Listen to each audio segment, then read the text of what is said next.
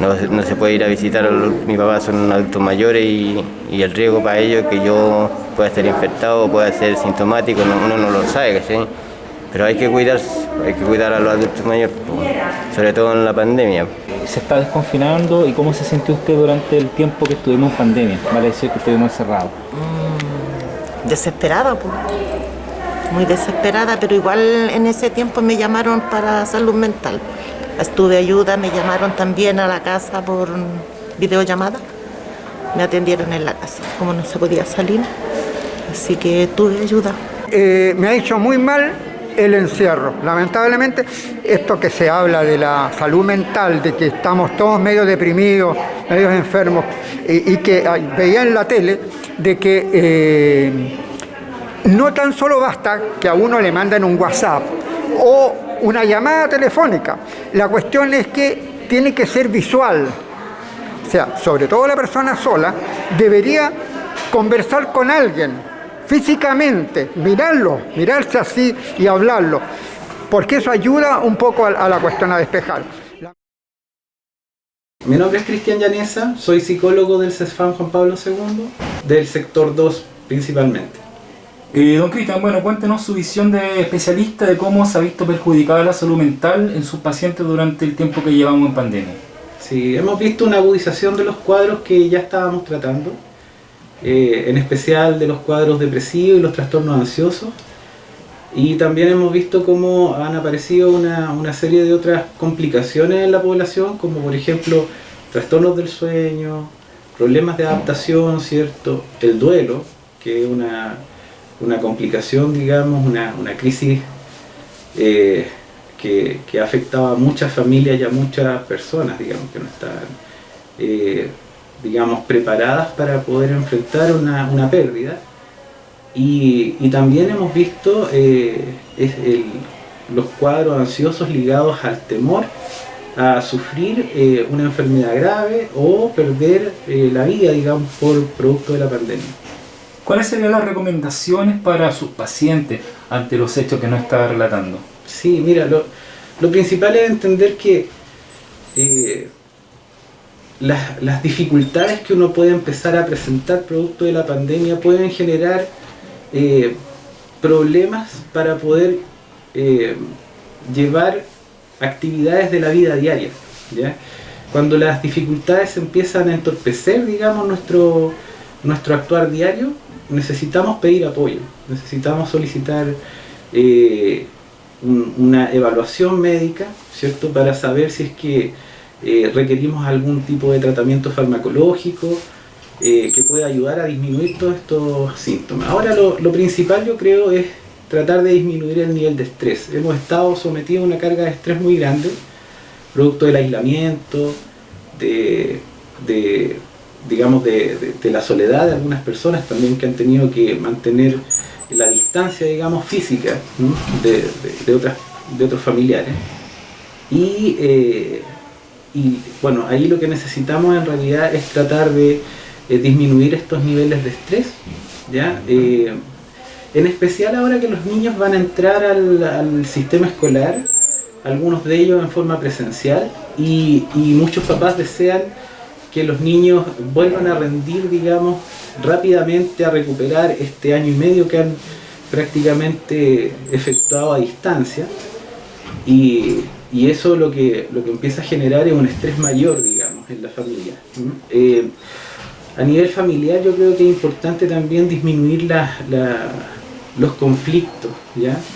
Bajar el nivel de intolerancia, comunicarse mejor, tratar de establecer espacios donde se pueda jugar también, ¿ya? Jugar en familia, integrarse, quizás establecer estos días viernes de juego, de salón, tratar de que los niños, en especial también los adultos, digamos, disminuyan la cantidad de horas de juego en celular o consolas de video, que la mayoría se refugió en ese tipo de actividades para poder disminuir su estrés o su aburrimiento en muchos casos.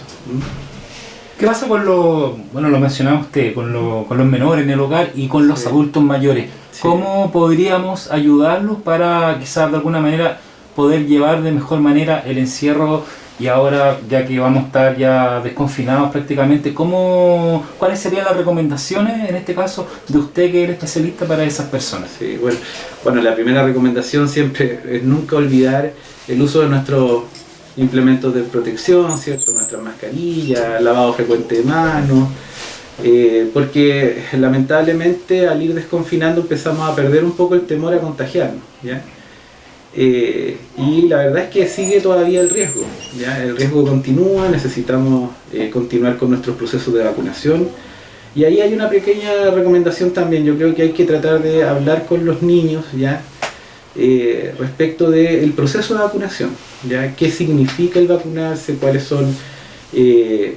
¿Cómo es el proceso? Jugar incluso de repente a aquellos niños que tengan más miedo al proceso de vacunación, por temor a sufrir algún dolor o algo así, quizás transformarlo en un juego, en especial con aquellos niños que son más cercanos a los 12 años.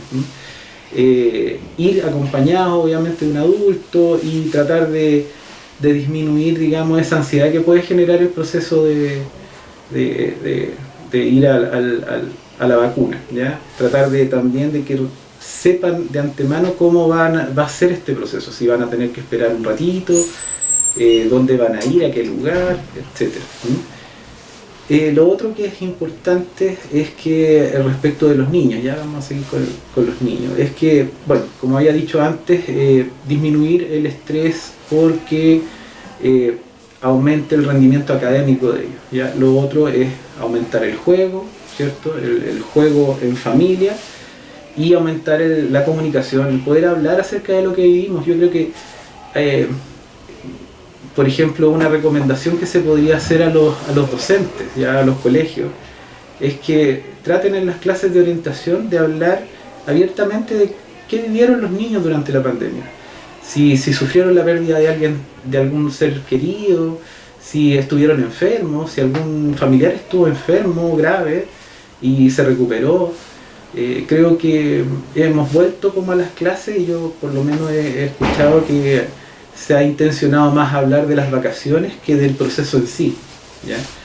Y muchos la han pasado con harto estrés, mucha angustia, digamos, todo este periodo de pandemia. Respecto de los abuelos, yo creo que también es importante escuchar, ¿ya? Escuchar a los abuelos, a nuestros abuelitos, poder contener las emociones que ellos empiezan a sentir, porque también todo este sistema de tener que aislarnos, ¿ya? Y en particular para cuidar que ellos no enfermen grave, también les ha jugado un poquito en contra, ¿ya? Les ha jugado hasta que surjan estos sentimientos de soledad, ¿ya? Y de angustia. En particular ellos han aumentado bastante también ahí los cuadros ansiosos y los trastornos del sueño, ¿ya? Eso es importante destacar, que hay que tratar de ayudarlos a ellos a que vayan liberando toda esta angustia, ¿sí? Y el contacto, aunque sea por videollamada, el poder preguntar día a día cómo están, que a uno lo vean, puede ayudar a disminuir esos síntomas, bastante. De acuerdo a lo que usted nos está comentando, entonces esto podría ser como un indicativo para poder bajar de alguna manera las consultas por depresión y ansiedad, ¿no? Claro, o sea, el hecho de que nosotros vayamos como comunidad apoyándonos uno a otro, ¿sí? El poder escucharnos y el poder contener a nuestros familiares, el solo hecho de saber que otro niño o otro adulto también tuvo los miedos de contagiarse, o tuvo algún familiar que estuvo contagiado, o tenía temor de ir a comprar el pan, por ejemplo, porque podía sufrir algún tipo de enfermedad grave. El poder escuchar que otros también tenían esos miedos puede ayudar a disminuir esta angustia, ¿sí? Ayudar también a sentirse comprendido, ¿ya? Porque muchas veces tendemos a negar que nos está pasando algo, a decir como que no, a hacernos los fuertes. En Chile somos estamos muy acostumbrados a hacernos los fuertes, ¿sí? Y la verdad es que la pandemia nos demostró que en parte cuando uno se siente como que puede dominar todo, muchas veces se carga de un estrés que es innecesario. Ahora, hay otra cosa que ocurrió por la pandemia también. No todo es negativo. También nos vimos obligados a quedarnos en algunos momentos en casa, ¿ya? Hay algunas personas que empezaron a funcionar por medio del teletrabajo, y eso también ayudó a que prestaran más atención a los síntomas que estaban teniendo sus hijos, sus familiares, incluso a prestar más atención, por ejemplo, cómo los niños enfrentaban el sistema escolar. Y también ahí aparecieron mayor cantidad de consultas porque se dieron cuenta que habían otras dificultades que antes no pesquisaban, ¿ya? El estar en contacto con la familia, el estar más presente, también ayudó en cierta forma a pesquisar, ¿ya?, algunas dificultades del ámbito conductual o emocional. Para ir cerrando, podríamos entonces decir que sin salud mental no hay salud. Eso es una frase que estamos, digamos, acopiando ya en la atención primaria. Producto del COVID, lo digo. Claro, la verdad es que es difícil. Yo creo que Chile, antes del COVID, ya tenía dificultades, nuestra gente ya tenía dificultades en el ámbito de la salud mental. Había mucho estrés. Es un país que lamentablemente los niveles de depresión son bastante elevados, ¿no? Y de ansiedad. El COVID vino de alguna manera a aumentar estos niveles, ¿ya? Y bueno, y por eso también nosotros tuvimos que buscar alternativas que pudieran ayudar a poder superar todo esto. Y ahí apareció la teleconsulta, por ejemplo, las videollamadas, los controles a distancia, que para nosotros también fue una novedad, algo que nos tuvimos que adaptar como profesionales y con muy buena recepción de la población. Fue una alternativa para muchas personas que le ayudaba a mantener el contacto con el profesional, a seguir con sus tratamientos, sin correr el riesgo de enfermar, digamos, al ir a la consulta o acercarse quizá a un centro de salud como es el CESFAM. Yo espero que en realidad también, producto de la pandemia, logremos comprender, como dijiste tú, que no hay salud sin salud mental, digamos. Se necesita tener esa cuota de tranquilidad para poder vivir la vida y no solo sobrevivir.